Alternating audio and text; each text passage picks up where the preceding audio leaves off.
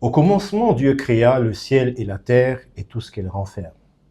Et Dieu créa l'homme en disant, créons l'homme à notre image, selon notre ressemblance. Puis Dieu a fait une déclaration. Il dit, il n'est pas bon que l'homme soit seul.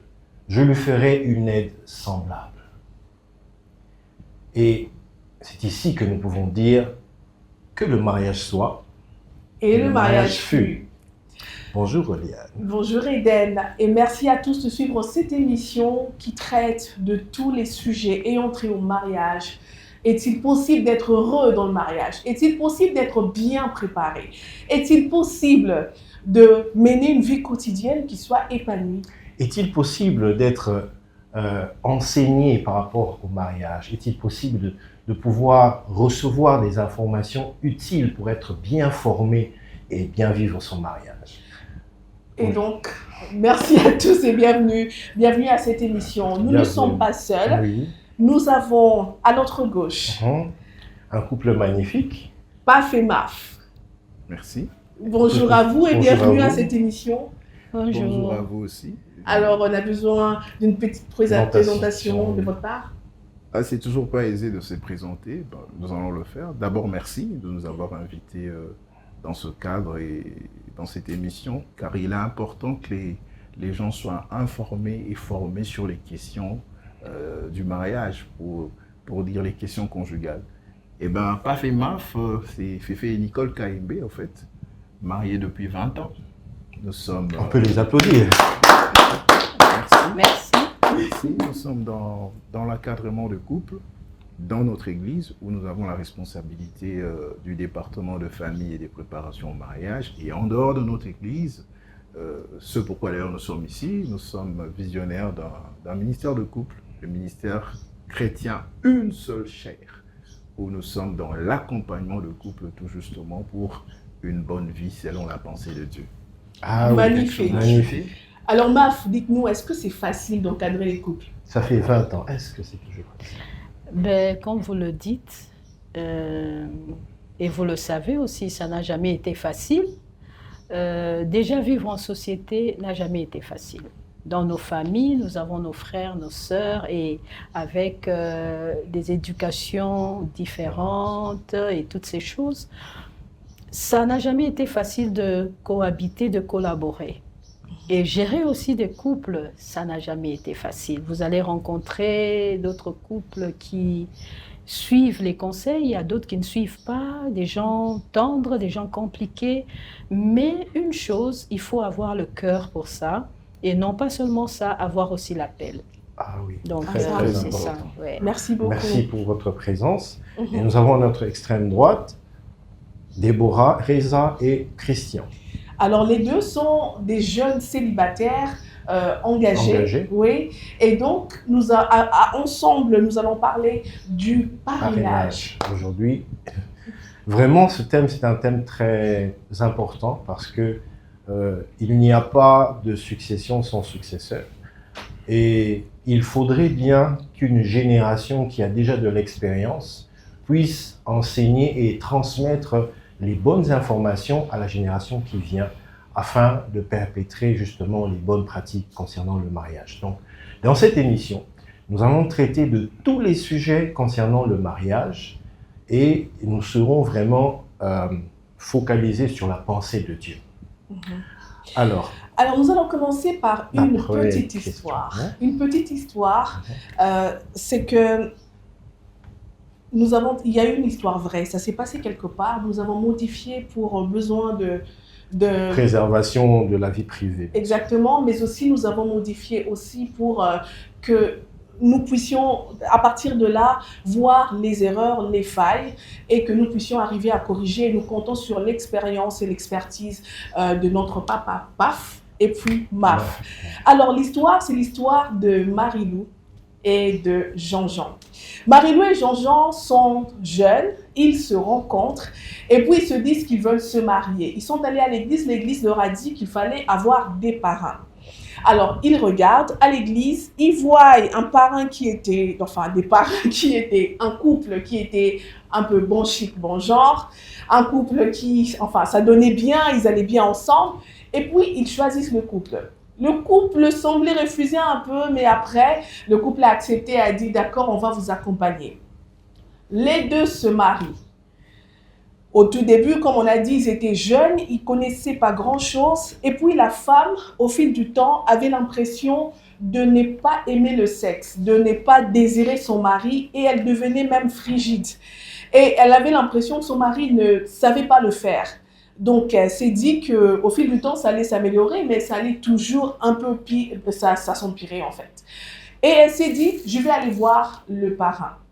Mais ce qu'elle ne savait pas, c'est que le parrain déjà et la marraine avaient aussi des problèmes et qu'ils étaient en séparation de corps depuis un bon moment. Et quand elle va voir le parrain, la marraine, elle joue le jeu, elle joue la marraine, et elle dit « Ok, que ton mari vienne. Qu'elle vienne, comme ça je vais discuter avec. » La dame fait confiance à la marraine et le filleul, enfin la marraine qui appelle le filleul, c'était en l'absence du parrain. Le parrain n'est pas là, il a voyagé, en voyage d'affaires.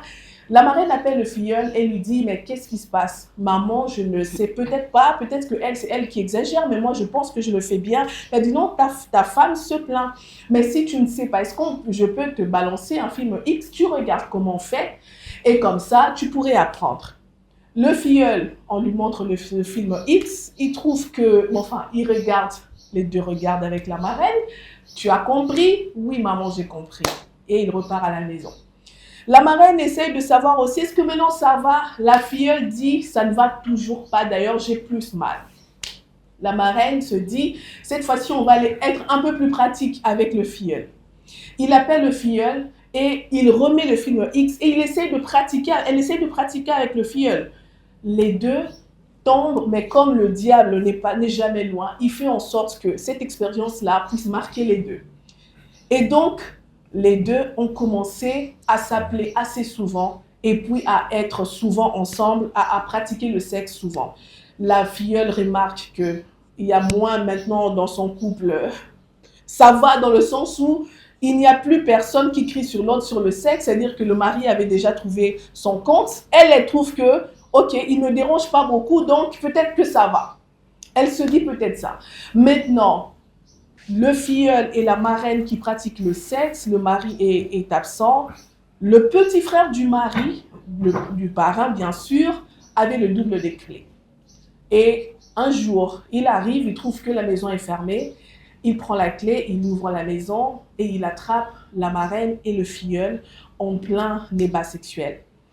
Ça a créé une belle tension, une grosse tension dans les familles. Ça a été vraiment compliqué. Les familles se sont soulevées pour décrier cette histoire. Le parrain a pris de loin, il était dans tous ses états. Mais le comble, le pire dans l'histoire, c'est que la marraine s'est retrouvée enceinte du filleul. Ça, c'est une histoire qui s'est passée et nous pensons qu'il y a dedans encore des leçons à tirer. Exactement. C'est quoi le rôle réel d'un parrain? Est-ce que le parrain, la marraine devrait arriver jusque-là, Eden? Non, ce sont vraiment ces questions que nous allons nous poser ici, mais que par le Saint-Esprit, je crois que PAF et MAF vont nous aider à avoir les réponses, puisque tant de personnes se posent des questions, et même certains ne s'en posent même pas, et posent des actes qui sont vraiment dérangeants comme ceux-là, oui, qui n'ont ni éthique ni déontologie dedans, et ça crée des divisions dans les familles. Alors, pour une première question, PAF et MAF, qui sont les parrains? Quel est leur rôle dans la vie des jeunes mariés? Et surtout dans cette histoire, qu'est-ce qui n'a pas marché? Qu'est-ce qui n'a pas été bien fait dans cette histoire? Merci, c'est une histoire très, très triste. Parce que lorsqu'on ne comprend pas le rôle qu'on doit jouer, on risque de faire n'importe quoi. Comme on dit, quand on ne connaît pas le but d'une chose, il y a l'abus. En fait, le parrainage, c'est le fait d'introduire des personnes dans quelque chose qu'ils ne connaissent pas. Le parrain est la personne qui a l'expérience, qui a l'expertise, qui le met à la disposition du novice, de celui qui vient. Vous allez voir que même chez nos amis de l'autre côté, pour entrer dans une loge, il faut être parrainé. Le parrain, c'est celui qui est déjà dedans, qui a de l'expérience et qui vous montre les méandres, comment c'est qu'il faut faire pour arriver. Alors, pour revenir dans notre contexte du mariage, donc le couple parrain, c'est un couple qui a un certain nombre d'années de mariage. Ils ont une expérience parce qu'ils ne doivent pas avoir un nombre d'années réduit parce qu'il y a certaines choses qu'ils n'ont pas encore expérimenté. Exact. Parce que vous allez voir des gens, quand on va en parler sûrement, ils font le choix des parrains, des personnes qui ont une année de mariage. Mais quelqu'un qui a une année de mariage, qu'est-ce qu'il va vous apprendre? Parce que vous serez en train de vivre la même chose. Donc il faudrait qu'il y ait un certain écart. Donc certaines églises disent 5 à 7 ans. Ailleurs, ils sont plus rigoureux. Ils disent même 15 ans de mariage. Parce que quand on a 15 ans de mariage, on a eu à scolariser des enfants, on a eu à vivre certaines choses et on a quelque chose à rendre, à donner à ces gens qui viennent vers nous. Donc c'est d'abord ça, le fait de choisir un couple qui a un certain nombre d'années de mariage, une expérience qu'ils vont vous donner, un couple modèle, et le modèle, il est spirituel, le modèle, il est moral, ça c'est important. En effet. Il faut tenir compte de ça. Et le couple vous les avez appelés Jean-Jean et Marie. Ils ont vu un couple bon chic, bon genre. Est-ce que c'est le critère bon chic, bon genre qui fait qu'on puisse faire le choix? Dites-nous un peu comment on fait le choix. On fait le choix comment? Parce que dites-nous comment on peut faire le choix? Parce que dans l'Église, on exige, il faut avoir des parrains avant de se marier. Alors, les jeunes n'ont peut-être pas les informations suffisantes pour savoir comment on fait un choix. Est-ce que vous pouvez nous en dire plus? Au fait, c'est vraiment un sujet qui est important et merci d'avoir voulu créer ce cadre pour qu'on puisse en parler. Parce qu'il y a tellement beaucoup d'abus qu'il faudra que par le Saint-Esprit, nous soyons recadrés dans notre façon de faire. Parce que nous, comme vous vous dites, nous avons 20 ans de mariage, il y a d'autres qui en ont autant, mais tout le monde n'est pas appelé à parrainer. D'abord, il faut savoir que c'est vrai que vous pouvez avoir autant d'années de mariage, mais dans le rendu. Vous pouvez être servir de témoignage au couple, mais accompagner les couples dans le parrainage, ce n'est pas donné à tout le monde. C'est un appel. Comme j'avais dit, un appel, il faut avoir d'abord un grand cœur. Vous allez rencontrer d'autres parrains qui ne supportent pas les caprices des filleuls. Et comment vous allez accompagner quelqu'un que vous ne supportez pas? C'est ça aussi le problème. Or, être parrain, c'est aussi l'être au modèle de Christ. Exactement. Parce que Christ a supporté l'Église. Vous voulez vous retrouver en ces filleuls-là, mais vous voulez qu'ils soient mieux que vous. Exact. Et en peu de temps. Pas en peu de temps. Non, mais certains parrains sont exigeants, en fait. Oui, c'est ça. C'est pourquoi je dis qu'il faut avoir un cœur pour ça. Vous devez prendre du temps avec eux. Donc, tout le temps que le Seigneur mettra et fera qu'ils soient à côté de vous, c'est toute une école que vous devez être là pour les accompagner, au fait. Alors, quel est le rôle du parrain? C'est vrai que le parrain a... Vous m'avez posé la question de savoir d'abord les critères de choix. Oui, critères de choix. Les critères de choix, ça, comme nous sommes spirituels, d'abord, on sait que le mariage est spirituel. Beaucoup de personnes pensent que le mariage est charnel, alors que le mariage, j'aime bien comme Paf le dit, est hautement spirituel. Donc, il faudra d'abord que les critères soient d'abord spirituels. Parce que nous savons que tout ce qui est physique, pour nous qui prions, nous savons que toutes ces choses ont été engendrées par ce qui est caché, ce qui est spirituel, ce qui est invisible. Exactement. Alors, dans ce sens-là, nous allons chercher à être accompagnés par des personnes qui peuvent nous donner quelque chose qui pourra racheter tout ce qui est physique. Et la chose qui peut racheter tout ce qui est physique, c'est d'abord spirituel. Et si vous allez trouver un parrain où vous avez une compatibilité spirituelle, vous vous retrouvez en ces personnes, c'est déjà une bonne chose. Parce que les spirituels vont engendrer ce qui est physique. Ce n'est pas le matériel. C'est pas comme actuellement on voit le sponsoring, les gens cherchent parce que, comme vous l'avez dit pour Jean-Jean et Marie-Lou, parce qu'ils étaient bon chic, bon genre, ils s'habillent bien, ils font un peu genre. Hein? Ils sont mignons, ils vont bien ensemble. Ils font un peu genre. Oui, j'aimerais compléter ma en disant ceci. Quand Jean-Jean et Marie-Lou ont vu ce couple, parce qu'il faut dire que c'est vrai que c'est ce qui frappe des yeux, qui nous attire d'abord. Bien C'est sûr. vrai. Mais quand ils sont allés vers ce couple, ça ne devait pas s'arrêter au visible, Ouais. comme elle le dit. Il faut prendre le temps de prier. Exact. Vous voyez le couple, vous dites, eh bien, nous voulons aller vers eux. Vous prenez le temps de prier, Seigneur, voilà, nous avons un couple. Et prendre le temps d'avoir le témoignage autour des personnes, autour sur ce couple-là. Exactement. Il faut prendre le temps d'avoir le témoignage et à la limite même, aller voir votre pasteur. Lui Qui poser peut la vous question, recommander. parce que le pasteur connaît les réalités du vécu du couple, que vous ne connaissez peut-être pas. Voilà, papa, nous pensons que les couples X peuvent nous accompagner. La réaction de votre pasteur peut vous orienter aussi dans le choix du couple. Donc, c'est toujours très important. D'abord, j'ai dit toujours, moi je dis, les mêmes exigences que nous avons pour le choix du conjoint, ce sont les mêmes exigences que nous devons avoir pour le choix des parents. Les critères sont d'abord spirituels et puis moraux. Sont-ils spirituels et sont-ils de quelle moralité? Parce que, comme maman l'a dit, ce n'est pas du sponsoring. Non, le parrainage, c'est un coaching spirituel. Les parrains, ce sont ces personnes qui sont en dehors du terrain, mais qui vous regardent. Qu'est-ce que le coach veut? Il veut que son équipe gagne. Il veut que son équipe donne le meilleur. Et vous ne voyez pas certaines erreurs, mais c'est lui qui est à l'extérieur, qui sait voir. Ils savent vous dire, écoutez, faites ceci, ne faites pas cela. Malheureusement, les jeunes gens aujourd'hui focalisent sur le sponsoring, le financement. Tout ce qui est visible, le matériel. parrain, il va payer la salle, le parrain va faire ceci. Non, les parrains, il doit d'abord vous emmener dans la dimension de la prière. Il doit d'abord vous faire comprendre que vous ne dépendez pas de lui, vous dépendez de Dieu. Amen. Alors nous, chaque fois que nous recevons des gens qui veulent qu'on parraine, d'abord nous leur posons la question, pourquoi vous nous avez choisis? Exactement. C'est déterminant, pourquoi vous nous avez choisis. Et si vous nous dites que vous nous avez choisis pour des raisons qui ne sont pas fondées, nous n'allons pas vous accepter. Parce que là aussi, il faudrait dire que ce n'est pas parce qu'on a choisi des gens qui vont directement vous accepter comme filleul.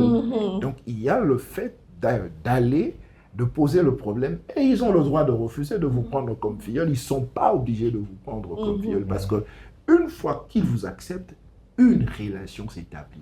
Une relation dans laquelle les parrains auront des responsabilités et dans laquelle les filleuls aussi auront des responsabilités. Et souvent, les gens négligent ce côté-là de choses.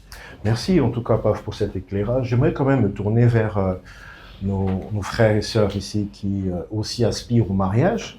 J'aimerais vous poser la question, est-ce que vous avez déjà prié un jour? Vous avez déjà pensé au mariage dans le sens de je veux prier pour mon mariage, mais je veux aussi avoir le temps de demander à Dieu quels sont les parrains qui nous conviennent. Et avez-vous déjà fait cette expérience et si vous pouvez un peu nous en parler? D'accord, merci pour la parole. Alors, en ce qui me concerne personnellement, c'est que une fois que je m'étais mis en couple, j'ai essayé de demander à celle pour qui je suis prétendant de pouvoir prier pour savoir quel type de parents on devrait avoir. Certes, de manière visible, on voyait certaines personnes sur base d'un certain caractère et d'une certaine appréhension. On s'était dit que ça pourrait quand même passer, mais il fallait qu'on se mette tout entre les mains de Dieu. Une fois je priais, bizarrement, en tout cas c'était bizarre, c'est ce qui m'a d'ailleurs dépassé. C'était un couple vraiment auprès de qui il n'y avait pas une certaine relation, une certaine proximité, et c'était très étonnant pour moi. Bien que jusque-là, je suis en train de prier, de savoir si ça mais quand j'avais vu, premièrement, j'étais étonné. À un moment, il y avait aussi un élément qui s'était posé, c'est que moi et celle pour qui je suis prétendant, nous sommes plus proches du mari, mais pas proches de la femme. Ok. Alors, dans ces cas, j'avais quand même eu également certaines ambiguïtés dans ma tête. Je me disais, mais qu'est-ce qu'il faut exactement faire pour mieux aborder cette question? Parce que jusque-là, c'est une question qui est en suspens. Donc, ça veut dire en fait qu'il y a des peurs dans les jeunes qui vous poussent en fait et vous posez plein de questions et vous n'avez pas beaucoup de connaissances en cette matière. Exactement, parce que déjà, voir le caractère de la femme, si je peux le dire, vraiment, ça ne matchait pas personnellement. Je me disais que s'il faudrait que ce soit eux, en tout cas, je ne sais pas si Dieu va faire un travail dans leur cœur ou dans mon cœur pour que je puisse ouvrir les bras pour la dame, mais sinon, pour un premier temps, j'ai quand même... Alors déjà, comment ça se passe chez toi? Chez moi, je dirais que moi, je suis en pleine phase de, je veux dire, renouvellement de l'intelligence. Je ne sais pas si je dois le dire comme ça. C'est vraiment une phase où je suis en train de recevoir une autre façon de voir les choses, je sais pas, de la part du Seigneur ou de la part des personnes qui m'entourent. Parce qu'au début, je pensais que, déjà, pas que Marc vont m'éclairer à ce sujet, moi je pensais que c'était à la femme de choisir seule, selon voilà, ses affinités avec tel ou tel couple. Je pensais que c'était l'apanage de la femme. Alors, depuis toujours, je choisissais des gens, je me disais, ah, ça sera cela, ça sera cela. Et c'était toujours par rapport à mes affinités. Mais par la grâce de Dieu, plus j'ai des connaissances en matière de mariage, plus je fréquente voilà, les gens qui sont mariés, qui s'y connaissent. Et je me rends compte que je m'étais basée sur des faux critères. Je me rends compte que je m'étais basée sur des faux critères et qu'il fallait vraiment que, voilà, je sois restaurée, que je commence à regarder les couples autrement. Avant, je me basais simplement sur les affinités que j'ai avec tel ou tel couple. Les gens que j'aime bien, je me disais, ah bon, ça sera eux. Après un moment, je me dis, ah, ça sera eux. Et plus j'évolue, plus je grandis avec le Seigneur et plus je regarde le couple, je me dis, mais j'avais mal fait en fait de parler trop vite. Parce qu'en les observant, et c'est que je sens ou c'est dont je suis convaincue que je deviendrai avec le Seigneur, ça ne matchera pas avec ce genre de personnes. Je ne sais pas si vous pouvez me le permettre, je vais faire un petit témoignage. Il y a quelques années en arrière, ça matche pour moi un peu avec l'histoire de Marie-Lou et Jean-Jean. Il y a quelques années en arrière, j'étais dans une relation voilà, qui, moi je pensais que ça promettait, mais malheureusement le Seigneur nous a conduits autrement. Alors on marchait, on se promenait avec mon prétendant de l'époque et on a rencontré quelqu'un qui le connaissait.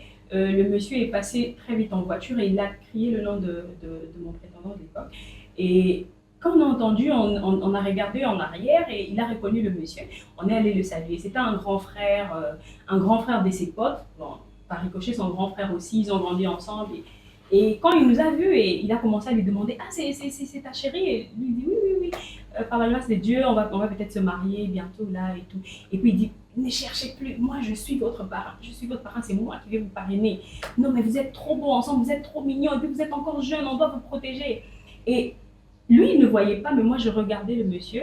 À l'époque, je m'habillais encore d'une certaine manière, donc je suis consciente que j'avais vraiment une robe qui laissait toutes mes jambes dehors et voilà. C'était le week-end, c'était un dimanche soir. Et je regardais le monsieur, comment il me regardait. Moi-même, j'étais très, très, très mal à l'aise. Et à peine il m'a vu, à peine il a su que son petit avait quelqu'un, et très vite, il veut devenir parrain et il nous invite à la maison. Non, venez chez moi, venez à la maison, vous venez quel jour? Donnez-moi un jour, je veux vous voir à la maison. Hein, elle est très belle, c'est une très jolie fille, tu peux pas aller ailleurs, c'est elle que tu peux épouser. Moi, dans mon cœur, je me disais, c'est vrai que je n'avais pas la même maturité qu'aujourd'hui, mais je me suis posé des questions dans mon cœur, je me suis dit, mais comment ça se fait? À peine tu viens de nous raconter, de nous rencontrer, pardon, tu peux pas déjà commencer à te projeter comme ça avec nous. Et c'est passé, je n'ai rien dit, je lui ai même pas dit que le monsieur me regardait, mais très bizarrement.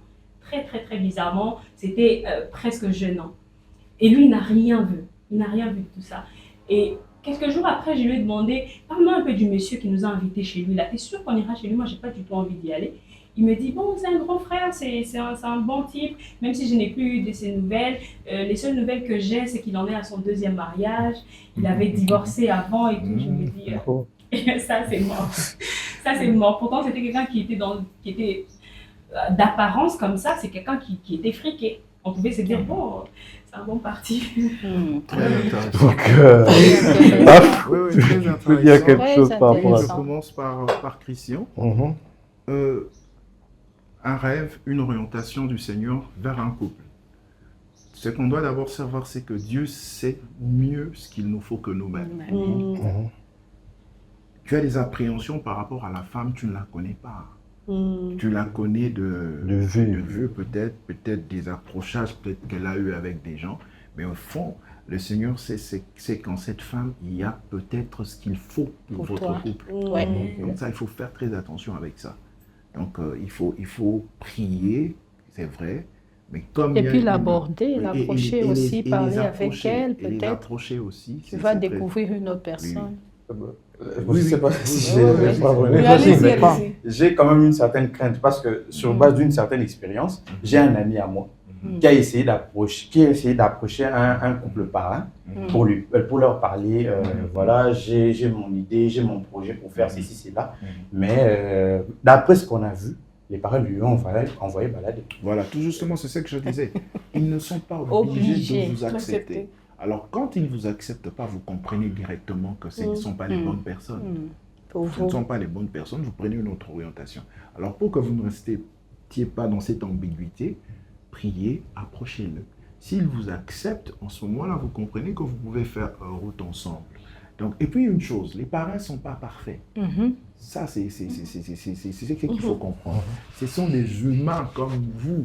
Et quand Dieu vous donne ces gens-là, c'est pour que leur victoire, leur défaite puisse vous aider. En fait, en tant que parrain, notre objectif, c'est de faire en sorte que ceux qui sont sous notre aile ne puissent pas faire les mêmes erreurs que Que nous. nous. C'est vrai. Là où nous sommes tombés, nous leur disons attention, faites attention, là il y a un trou, passez à côté. Donc ils doivent être meilleurs couples que nous. En principe. C'est ça. Ouais. Nos filleuls doivent être meilleurs couples que nous et doivent vivre des choses plus que nous. nous. En fait, c'est ça. C'est ça même l'importance du parrain. Alors, s'agissant du choix, que ce soit la femme ou l'homme, il n'y a pas de règle, au fait. Mais nous, personnellement, nous encourageons assez que ce soit la femme, qui. parce que les femmes ont du mal à s'ouvrir. Oui. Oui. La femme choisit les personnes avec lesquelles elle Elle peut s'ouvre se facilement. sentir à l'aise, Oui. elle peut s'ouvrir facilement. Les hommes ont un contact facile. Les hommes, il suffit qu'ils établissent ce contact, c'est Et c'est parti. fini. Donc c'est comme ça, c'est plus dans ce sens-là qu'on encourage assez que ce soit la femme. Femme qui Mais choisit. l'homme peut choisir aussi un bon couple. L'homme peut venir avec, c'est comme le monsieur, il vous rencontrez quelqu'un qu'il connaît et le monsieur réagit. Ça, je pense que c'était notre cas. Son encadreur à l'évangélisation avait décrété, non, toi, c'est moi qui vais parrainer ton mariage. Et moi, quand je suis venu, bon, moi, je n'ai pas posé de problème, j'ai accepté son encadreur d'évangélisation à l'époque, qui est aujourd'hui pasteur. Et ce sont eux qui nous ont parrainés. Bon, heureusement ou malheureusement pour nous, comme lui-même le dit, il ne nous a jamais vus. Je pense qu'en 20 ans de vie, il nous a vus une seule fois venir poser un problème. Ça aussi, Oui. j'aimerais insister pour dire, ce n'est pas parce qu'on est parrainé qu'on doit être tout le temps chez les parents. Non, non. C'est Bon, pas ça, on va venir là, Ouais, vraiment. Mais Oui. je pense que tout le sens de cette émission, c'est que les jeunes arrivent À comprendre. à comprendre, à poser des questions et que les plus vieux, les plus expérimentés arrivent à répondre. Bonne- Parce qu'il y a des choses, en fait, qu'ils sentent. Et peut-être que c'est ça, ou peut-être que ce n'est pas ça, mais ils ont quand même besoin de poser des questions et nous encourageons ce genre d'échange. En tout cas, profitez-en. Oui. Quand on est en relation, on ne garde rien pour soi. C'est que tu avais vu de l'autre, du monsieur, il fallait partager avec, qu'il l'accepte ou pas, mais il fallait déjà partager parce que ça pose déjà les bases de la transparence, de la sincérité qu'il y aurait dans la relation. Admettons que tu aies gardé ça pour toi et que ce monsieur-là ait fait tout pour te retrouver dans la ville, eh ben ça allait être autre chose. Donc c'est important de fixer les choses. Par rapport à maman Roliane, Jean-Jean et Marie-Lou, l'idéal serait que, s'agissant des sujets sensibles, comme celui de la sexualité, que le parrain parle avec le filleul, que la marraine parle avec la filleule. Il est vrai que naturellement, nous on le voit, les filleules femmes, filles, ont tendance à aller vers papa. s'attacher au papa. Ça, c'est une Conflit. Les filleules Généralement. femmes, les hommes, ils vont du côté de maman. Alors sur ce point-là, comment est-ce qu'il faudrait, quelles sont les mesures barrières Ouais, que l'on apprendre. peut Ouais. mettre en place en tant que parrain pour éviter ce genre de dérapage? que ce soit du côté des parrains ou que ce soit du côté des filleuls? Très bonne question. Au fait, merci pour la question. Dans le couple, il ne faut pas qu'il y ait des zones d'ombre entre parrain et marraine. Quand un filleul ou une filleule vient trouver maman ou papa, vous expose le problème, il y a d'autres filleuls même qui disent il ne faut pas dire à papa, hein. Ou bien il ne faut pas dire à maman. Hein. Mais vous, en tant que couple, étant donné que vous les encadrez, il faudra que vous puissiez avoir aussi le temps de parler vous deux, trouver la solution ensemble. Et si vous savez que la personne n'est pas encore en confiance totale par rapport à ce que vous allez dire, ce que vous allez convenir entre vous, une personne ira présenter. Mais l'idéal, c'est quoi? C'est qu'à un certain moment, quand vous entendez la femme, à un certain moment, quand vous entendez l'homme, il faudra que vous puissiez vous asseoir, vous quatre. Oui, oui. Parce que entendre un seul son de cloche n'est pas une bonne chose. Souvent, la personne a tendance à tirer le drap de son côté. Et quand vous gérez les couples, vous entendez une seule personne, vous croirez que c'est la personne qui a raison, totalement raison. Et quand vous irez chez l'autre, ça sera lui aussi qui a totalement raison. Alors, il viendra un temps où il faudra les mettre ensemble et vous parler. Donc, il faudra qu'à un certain moment, en tant que couple parrain, vous-même, que vous puissiez être aussi vrai, que vous puissiez partager certaines choses entre vous. Raison pour laquelle, Paf aime bien le dire, quand vous vous dites « Non, non, je ne dites pas à maman, là, vous croyez vraiment que je ne dis rien. » Ça veut dire que les parents doivent être transparents vis-à-vis des filleuls. Leur dire que nous ne cachons rien. Exactement. Et c'est comme ça que vous devez être. Et ça se dit dès le départ. C'est-à-dire que quand vous venez, nous établissons le modus vivendi. Nous vous disons, OK, nous ne sommes pas là pour un sponsoring. Si vous attendez de l'argent de nous, vous n'aurez pas de l'argent. Mais bon, au fond, on sait que si dans le parcours, nous devenons une famille, s'il faut aider, mais nous dégageons déjà de leur tête cette idée-là de financement de quoi que ce soit. Nous les emmenons sur le terrain de la prière. Papa, il manque l'argent de ceci. On prie. Au fait, Paf, il faut dire que c'est une recommandation de Dieu. Parce qu'au début, c'était ça, surtout moi. Non, quand je vois ça ne va pas, moi-même, je dis, je prendrai ça, je prendrai. Et le jour où le Seigneur a commencé à m'enseigner, il a fermé toutes les portes. Vous avez un mariage qui vient, il vous dit, vous n'êtes pas là pour des choses passagères comme ça. Mais vous allez leur apprendre où tirer ces choses. Et vous les aurez où dans la prière. Parce que c'est moi qui suis faiseur des mariages. C'est moi qui en suis l'instituteur. Et c'est moi qui en suis le pourvoyeur. Raison pour laquelle, avec nos filleuls, nous leur montrons ce chemin. Et tous ceux-là qui ont suivi ce chemin-là sont bénis.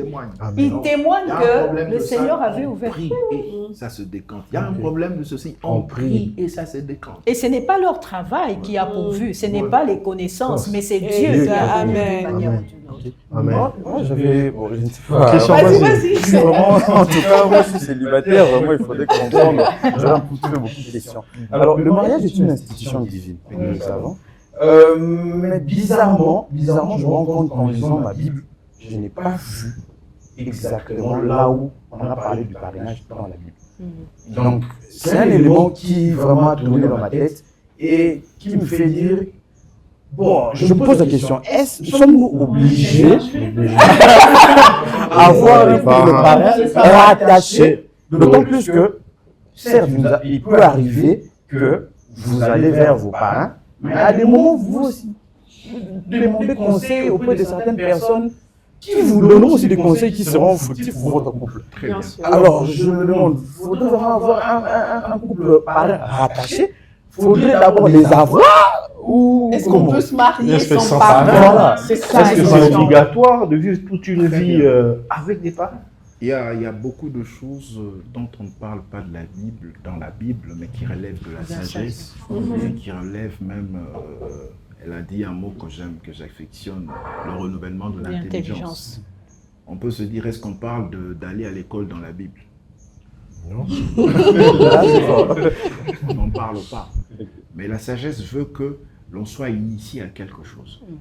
Et ceux qui nous initient dans la chose qu'on appelle mentor, coach, différents noms, doivent être des personnes spécialisées dans la chose.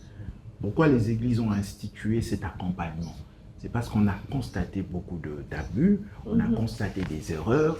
Ce n'est pas parce qu'une institution mise en place par l'Église ne fonctionne pas du fait de certaines personnes qui font mal la chose qu'il faut rejeter la chose. Alors, est-ce que tous les couples ont la maturité de se marier sans être accompagnés? C'est ça aussi. C'est ça la question. Alors, pourquoi pas mettre la règle de l'accompagnement? S'il y a des exceptions, gloire à Dieu pour les exceptions, mais la règle, c'est l'accompagnement. Et l'accompagnement par qui? Par des personnes spirituellement d'un niveau, des personnes qui ont l'expérience, qui vont vous aider. S'il n'y avait pas un Mardoché, Esther n'allait pas entrer. S'il n'y avait pas une Naomi, Ruth n'allait pas rentrer dans le mariage. Donc les parents sont ces personnes qui vous accompagnent. Ce n'est pas n'importe qui. Vous avez un problème d'intimité sexuelle, on n'en parle pas à n'importe qui. C'est ça. On va voir des personnes qui savent qu'ils ont le devoir de réserve, ils ont le devoir de garder ce que vous allez leur dire. Parce que moi, j'ai défini toujours ceci, je dis, les parrains sont des sapeurs-pompiers. Quand ça brûle dans la maison, le pompier, qu'est-ce qu'il vient? Il fait, quand c'est bloqué là, il casse, il entre. Si vous êtes dans la chambre, il va aller jusque dans la chambre. Et si vous êtes nu, ce n'est pas son problème que vous soyez nu. Son objectif, c'est vous sauver. Sortir, de vous sauver. Les flammes. Alors, est-ce qu'on laisse n'importe qui entrer dans son intimité? Non. Non. C'est pourquoi il faut trier au volet, choisir les bonnes personnes avec qui je sais que quand je vais parler sexualité, maman marraine va appeler papa parrain, Marilou et Jean-Jean. Papa parrain, voilà ton fils, on était ici ensemble et il a un problème, je vais le mettre en contact avec toi pour que vous puissiez régler la chose. Et puis, ce n'est pas suivre des films. Un couple, j'allais en venir là, un couple chrétien, suivre un film pour nous, ça c'est ouvrir une porte aux esprits derrière. Et ces esprits-là, qu'est-ce qu'ils viennent? Ils créent des choses. Et ils vous emmènent sur le terrain de l'adultère, ils vous emmènent sur le terrain de la masturbation. Ça, c'est un sujet aussi très important. Il faudrait qu'on en parle, bien sûr. La masturbation existe dans les couples mariés. Et ça, c'est très grave. Donc, je ferme la parenthèse, on va les célibataires. Il y a beaucoup à dire sur tout ça. Je pense que c'est eux qui se masturbent. Si on peut se construire sur ce point-là, comment est-ce que les parrains pourraient justement maintenant, comme vous le dites, le parrain avec le filleul et la marraine avec la filleule, concernant ces points sensibles sur la sexualité, ils n'ont pas d'expérience. Puisque certaines choses, on ne peut pas en parler sinon on n'a pas expérimenté. Mais maintenant, ça c'est une question physique. On dit que le mariage est hautement spirituel. Mais comment montrer à quelqu'un des choses qui sont physiques sans lui en montrer des exemples? Je crois que, entre guillemets, la marraine, n'ayant pas la manière de me démontrer ça, elle dit, bon, je te montre d'autres personnes qui le font, comme ça tu prends l'exemple, et puis tu pratiques chez toi. Puisque ça n'a pas marché, elle se dit, bon, dans vraiment l'absurde de folie, je peux dire ça comme ça, elle prend l'initiative de montrer ça avec elle-même. Maintenant, comment, dans un cadre chrétien, pourrait-on orienter les filleuls et leur donner des conseils quand ils n'ont pas d'expérience afin de faire une bonne pratique et d'en avoir la satisfaction? La question que je me pose, est-ce que ce couple-là, des parents, était véritablement un couple chrétien? Parce que d'apparence peut-être, d'apparence. Plusieurs viennent dans nos églises, ils viennent par tradition, religiosité, mais ils ne sont pas chrétiens. Parce qu'un chrétien renouvelé dans son intelligence, craignant le Seigneur, elle ne pouvait même pas d'abord se permettre de mettre un film porno à côté de son filleul, parce que ce sont des choses qui excitent les sens. Et en ce moment-là, le monde de ténèbres est déployé. Dans l'ébullition. Donc, pas du tout. Donc, c'est important. Et le fait de tomber avec le filleul, là, c'est encore plus grave. Donc, ça prouve à suffisance que c'est un couple aussi qui avait besoin d'être encadré. C'est ça. C'est ça. Alors, par rapport à ce que vous avez dit, on ne donne que ce qu'on a. C'est-à-dire le couple parrain va vous parler de leur expérience. Ils vont vous dire ce que vous devez faire. Et là, moi, j'encourage aujourd'hui, j'ai dit, il y a des spécialistes de la question. Mhm. Malheureusement, dans la culture chrétienne, il y a une certaine honte, une certaine pudeur exagérée que les gens ont. À la limite, vous orientez vos filleuls vers les sexologues. Mhm. Oui, il y a des sexologues. Et aujourd'hui, Dieu merci, on en a des chrétiens, on en avait eu dernièrement, des sexologues chrétiens. Il va les aider à leur montrer comment faire concrètement. Il y a de la littérature chrétienne sur la question. Vous les orientez vers cette littérature-là. Et avec l'aide de la prière, parce que dans tout ce que nous faisons en termes de vie de couple, ça commence par la prière. Et c'est quelque chose que beaucoup de gens négligent. La prière vient après. On se bagarre d'abord, on fait ceci, puis la prière vient après. Non, la prière vient avant tout cela. Seigneur, ça ne marche pas. Qu'est-ce que nous pouvons faire? Et en ce moment-là, on va vers les hommes, parce qu'ayant déjà prié, Dieu prépare ces hommes pour nous aider, pour nous accompagner. Et c'est comme ça qu'on trouve une orientation. Donc, dans ce cas-là, il faut aller vers les envoyer vers les sexologues, les envoyer vers la littérature chrétienne et leur donner votre expérience, votre vécu. Parce que c'est ça qui... Mais quand vous dites votre vécu, est-ce qu'il faut leur raconter? En fait, c'est ça le point. En fait, je suis en train de vouloir savoir en termes pratiques, qu'est-ce que les parents qui nous suivent peuvent raconter et ne pas raconter. Parce que c'est sensible. Qu'est-ce qu'ils font dire et ne pas dire pour ne fût-ce que transmettre une bonne information qui serait très utile pour qu'il n'y ait plus de conflit. Puisque quand la filleule dit « je ne suis pas satisfaite, il ne fait pas ceci, il ne fait pas ça », qu'est-ce que le parrain ou la marraine va vraiment dire qui va aider le filleul dit « bon, maintenant, je change de pratique, je fais plutôt ce que le parrain m'a dit ». Non, le plus important, c'est que il faut comprendre que la relation parrain-filleul est une relation assez spéciale, qui n'est pas comme la relation entre les parents et leurs enfants.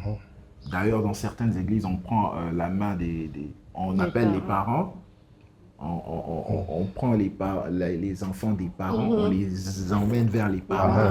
Une façon de dire que là, c'est fini.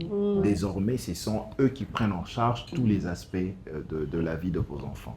Et quand on parle de tous les aspects, il y a aussi l'aspect de l'intimité sexuelle qui rentre dedans. Donc, entre parents et filleuls, il ne peut pas y avoir de barrières. Il peut pas y avoir. Ils entrent dans votre intimité comme vous entrez dans leur intimité. C'est-à-dire qu'il faut leur raconter. Il faut leur dire. En fait, il faut être vrai avec eux. Si vous voulez avoir des résultats, nous, on le fait souvent d'ailleurs. On peut s'échanger, se disputer devant eux.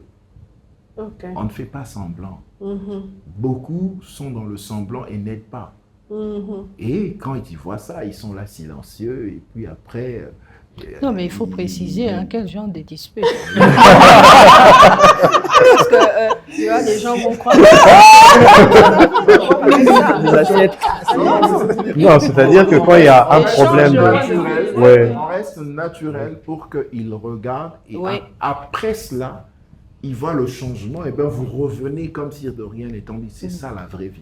Pour leur dire quand on est là, comment on alors il y a pour rire un peu, il y a une de nos filles qui dit, nous les jours on avait vu maman et papa en train de s'échanger un peu, des points de vue différents au fait, on était choqués, mais seulement après on les avait, nous, sourire et parler normalement. Maman, je vous dis que nous ne sommes pas encore arrivés à ce moment. Au moins, c'est vrai. En fait, il faut être naturel. Les hommes veulent paraître aux yeux des filleuls comme s'ils étaient... Raison pour laquelle vous croyez que les parents sont des surhommes. Donc, ils sont super, qu'ils sont parfaits. Non, ils sont hommes comme tous les hommes. De la même manière, nos serviteurs de Dieu, les serviteurs de Dieu comme des pasteurs, ils sont aussi humains. Mais nous, dans notre pensée, nous avons voulu les mettre à un niveau où ils sont comme Jésus sur terre. Même Jésus s'était fâché au temple quand il a chassé les vendeurs et les autres. Alors, une chose, vous devez être vrai. Dans la relation entre parents et filleuls, vous devez être vrai. Pour faire comprendre à vos filleuls que vous êtes des personnes à part entière, vous avez des sentiments, vous pouvez bien vivre étant différents. Vous pouvez bien vivre étant différent. Et aussi, ils doivent apprendre de vous que la relation entre deux personnes, il n'y a pas que des choses qui concordent. Hein, parce qu'on est différents de par notre origine, de par notre éducation et tout ça.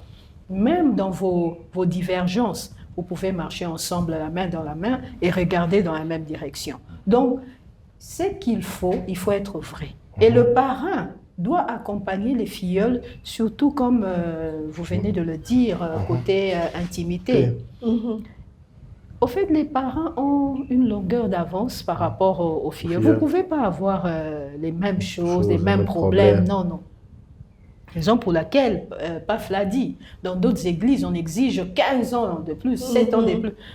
Maman marraine en train d'accoucher, la filleule en train d'accoucher, les mêmes enfants, tu ne sais pas où aller. Et tout ça. Le cas où marraine et filleule enceinte dans la même maison, avec les tempéraments différents et va bébani après. Donc, des histoires pareilles, il faudra éviter. Alors, comme vous avez une certaine longueur d'avance par rapport à vos filleuls, vous leur posez la question par rapport à leur sexualité. Comment ça se fait?